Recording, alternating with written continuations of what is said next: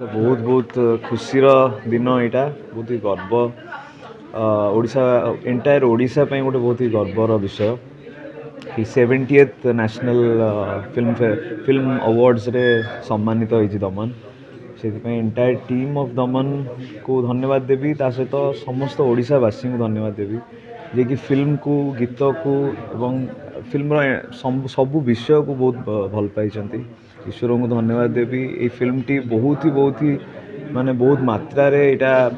आगू जाइए outta unstoppable है कि अच्छी फिल्म टी एबे भी ये फिल्म जोगु मैंने ओडिशा पाई गर्व साउंटुची फिल्म टी से बहुत बहुत धन्यवाद देवी ये फिल्म रे इन्वॉल्व होता समस्त आर्टिस्ट मान को जो मैंने जिते जन भी आर्टिस्ट अच्छा समस्त को धन्यवाद देवी मुक्तिला व्यवहार नथिला किंतु आज मुक्तिला होईची एवं गोटे पुरस्कार होईची